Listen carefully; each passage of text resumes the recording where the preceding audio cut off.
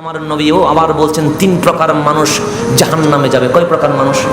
তিন প্রকার মানুষ। এক নাম্বার, যে মাদক নিয়েছে, যারা ইয়াবা, মাদক, ফেন্সিডিল এইগুলোর বিজনেস করবে, খেয়েছে, সহযোগিতা করেছে, ইমানদার হইলেও যদিও আমি মুসলমান, নামাজ পড়ি, রোজা রাখি, আমার নবী বলেন মাদক কারবারে যারা জড়িত ওরা জান্নাতের গ্রাণও পাবে না। দুই নাম্বার, যারা মা বাবার অবাধ্য সন্তান। কার অবাধ্য সন্তান? মা বাবার। আপনি মসজিদে নামাজ পড়েন, মার খরচ দেন না। আপনি কাবা শরীফ তওয়াফ করেন, আপনার বাবার খাওয়া দেন না। আল্লাহ বলে এরকম ইবাদতের কোনো দরকার নাই। তিন নম্বর বলছে দাইয়ুস। দাইয়ুস কে?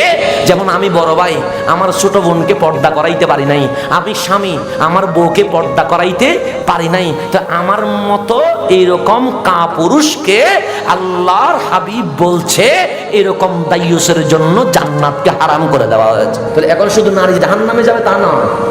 আমি যদি বড় ভাই হই, আমার ছোট বোন যদি পর্দা না করে, আমার বাবা যদি বাবা হয়ে মেয়ে যদি পর্দা না করে, স্বামী বউ যদি পর্দা না করে, আল্লাহ বলে যেরকম তোমার বউ, যেরকম তোমার মেয়ে, যেরকম তোমার বোন জাহান্নামে যাবে, তুমিও জাহান্নামে যাবে।